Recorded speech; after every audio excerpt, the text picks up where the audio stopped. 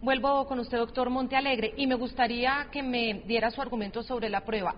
Entendemos que, por supuesto, en los procesos tiene que haber varias pruebas, pero también estamos acostumbrados, y yo lo pregunto como periodista, no como conocedora en derecho, que cuando hay prueba reina, es prueba reina.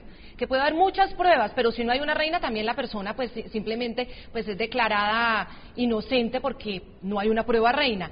En este caso, que se ha constituido como prueba reina, no solamente en procesos en Colombia, sino ante jueces internacionales, incluso ahora más adelante si quiere hablamos del juez sexto de la Audiencia Nacional de España. ¿Qué opina usted? No, lo primero que tengo que anotar es por qué fue legítima y legal la Operación Fénix. Fue legítima porque se respetó el DIH. Esta fue una operación que respetó 3 principios básicos del derecho internacional del conflicto armado, como es el de respeto al principio de distinción, no involucrar a la población civil.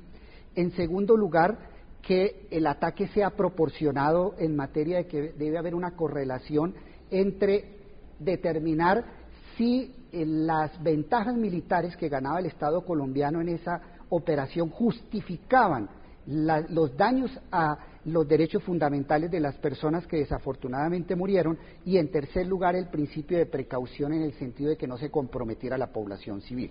Y también fue legítima porque en ciertos casos los estados pueden ingresar a territorio extranjero cuando se trate de acciones de legítima defensa o de estado de necesidad frente a ataques terroristas. No es que estemos justificando una teoría que permita en cualquier caso que un Estado penetre o viole la soberanía ajena, pero es que el derecho internacional permite que en casos muy excepcionales, como el caso de la Operación Fénix, un Estado ingrese a territorio extranjero cuando estamos frente a fenómenos de legítima defensa o de estado de necesidad, como fue la Operación Fénix. ¿Eso se puede comparar a la operación militar que dio de baja a Osama Bin Laden de Estados Unidos en Pakistán? Es que es exactamente el mismo problema.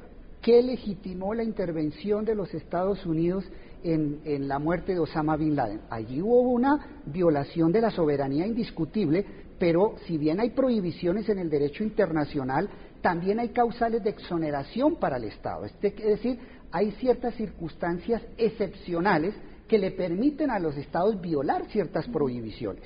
Y es una situación comparable con la que vivió Estados Unidos frente al ataque en la muerte de Bin Laden. Entonces, a mí me parece que el principio de que una prueba ilícita no vale, eso es algo absolutamente claro, es absolutamente indiscutible. Lo que estamos discutiendo aquí es que realmente la prueba sí fue lícita, porque la Operación Fénix fue absolutamente ajustada al derecho internacional de los conflictos armados. Constitucionalista Juan Manuel Charri, explíqueme lo de la prueba reina, porque a mí también eso me genera dudas, y a cualquier persona que nos esté viendo, es decir, con semejante prueba entonces, usémosla para inteligencia y no como prueba.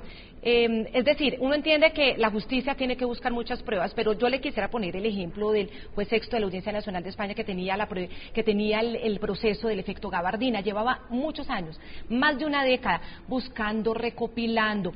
Y una vez logró el computador de Raúl Reyes entregar todos esos correos electrónicos, pudo reactivar el caso porque por fin pudo tener una prueba reina, y ahora ya hay el proceso andando, hay órdenes de detención y hay pedidos de extradición a Venezuela. En este caso, ¿por qué no? Porque la prueba tiene que recaudarse con las formalidades del debido proceso y las garantías del derecho de defensa. Y para ello las autoridades tienen que ser competentes, tienen que tener jurisdicción y competencia. En este caso, el Ejército de Colombia estaba por fuera de su jurisdicción y no tenía competencia para recaudo de pruebas. Entonces, la prueba no fue recaudada correctamente, de manera que tenemos una información valiosa, pero no puede ser calificada como prueba reina. Muy bien, estas son las dos interpretaciones que hay, que se apartan totalmente, entonces por eso nos podemos quedar discutiendo y obviamente no los voy a poner de acuerdo. Vuelvo con Manuel Olate porque, Manuel, cuando la Corte Suprema de Chile toma la decisión de exigirle esas explicaciones al gobierno colombiano sobre la ilegalidad de las pruebas, dijiste una cosa, Manuel, dijiste que esas pruebas fueron recaudadas incluso por personal que cometió crímenes de lesa humanidad. ¿Me puedes explicar a qué te refieres y por qué crímenes de lesa humanidad? Porque en el primer juicio, el ministro Sergio Muñoz, en su sentencia, entre otras cosas, dijo que precisamente esas pruebas eran ilícitas porque habían sido recaudadas violando la soberanía, que yo no estoy de acuerdo con lo que dice el jurista de que la Operación Fénix fue hecha ajustada al derecho internacional humanitario, no es así, Ahí no hubo persecuciones calientes, se violó la soberanía y además se asesinó a civiles. Ahí habían civiles, habían mexicanos que tenían permiso para estar en Ecuador y estaban en Ecuador y sin embargo fueron asesinados en esa operación. Por tanto, no estoy de acuerdo con las características que él da como de perfección de la Operación Fénix. Y bueno, el ministro Muñoz dijo claramente que ahí se habían cometido crímenes de lesa humanidad. Entonces, no es una cosa que yo esté diciendo porque a mí se me ocurre. Un prestigioso ministro de nuestra Corte Suprema en su sentencia, en la primera sentencia del 15 de enero, que no fue anulada, esa sentencia no fue anulada, lo que se anuló fue la forma en la que se llevó a cabo el juicio, más no el fondo de lo que él investigó y de lo que en el fondo él se pronunció, dice precisamente eso. Dice, ahí se cometieron crímenes de lesa humanidad, había gente que estaba durmiendo y fue asesinada, habían civiles desarmados y fueron asesinados. Vuelvo con usted. ¿Quién hizo eso? El ejército colombiano. Expresidente de la Corte Constitucional de Colombia, Eduardo Montealegre, fíjese la interpretación que le da Manuel Olate, que quienes llegaron ahí cometieron crímenes de lesa humanidad porque había gente durmiendo. Yo me acuerdo mucho de una frase que dijo el expresidente Álvaro Uribe en la OEA, lo de los arcángeles durmiendo. ¿Usted qué opina sobre eso? No, yo no comparto las afirmaciones de Manuel Olarte, por lo siguiente, es que lo que primero tenemos que determinar es si las FARC son o no, desde el punto de vista del derecho internacional de los conflictos armados, un objetivo militar. Y es indiscutible que si Colombia vive un conflicto interno y ellos están alzados en armas, las FARC constituyen un objetivo militar. ¿Eso qué significa? Que si son un objetivo militar, el ejército colombiano está legitimado para darle muerte a esas personas dentro de unos parámetros que ha establecido el derecho internacional de los conflictos armados. Es que el derecho internacional de los conflictos armados no es para acabar la guerra, es para que la guerra se libre dentro de unas condiciones de ética y de protección en sí mismo a los derechos de los combatientes. Manuel plantea de que allí murieron civiles.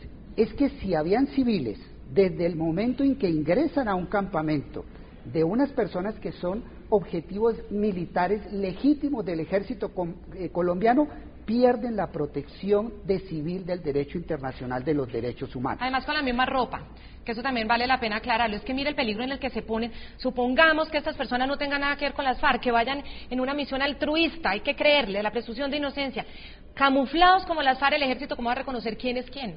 Si es civil, empezando porque el derecho internacional no es claro en eso, en que un grupo armado no le puede poner uniformes a un civil. Desde luego, ahí desde el momento en que ellos ingresan al campamento ya no opera para ello la protección de víctimas o de población civil que se tiene normalmente en un conflicto.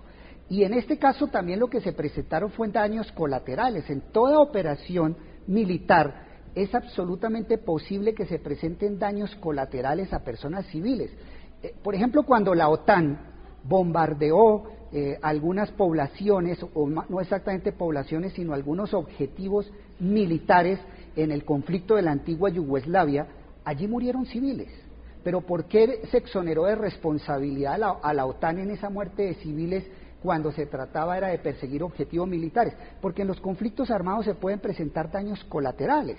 El tema fundamental es que si el Estado colombiano cumplió con los principios básicos del derecho internacional de los conflictos armados, como el principio de distinción, proporcionalidad y precaución, como fue en este caso, los daños colaterales que se hayan presentado en las muertes de personas civiles jamás pueden considerarse como un crimen de lesa humanidad. Constitucionalista Juan Manuel Charri, se lo pregunto también a usted porque esta es una tesis interesante de escuchar y debatir. ¿Hubo crímenes de lesa humanidad en la Operación Fénix, en su concepto? No, en mi concepto no hubo crímenes de lesa humanidad y comparto la interpretación del doctor Montealegre en el sentido de que si hay un conflicto interno, en ese conflicto interno donde la FARC además está buscando el reconocimiento de estatus de beligerancia, utiliza distintivos militares, utiliza ropa de combate, está armado, pues no podemos hablar que quien está en un campo militar en donde está un grupo de uno de los bandos en conflicto y se presenta un enfrentamiento, haya crímenes de lesa humanidad. Otra cosa distinta es la reclamación o la discusión del gobierno ecuatoriano en cuanto al tema de cruzar la frontera y haber hecho el operativo en territorio ecuatoriano. Es otra discusión distinta, pero no hay crímenes de lesa humanidad en ese operativo. Vamos a hacer una pequeña pausa, ya regresamos con el otro documento que conoció en primicia el programa La Noche. Ya volvemos.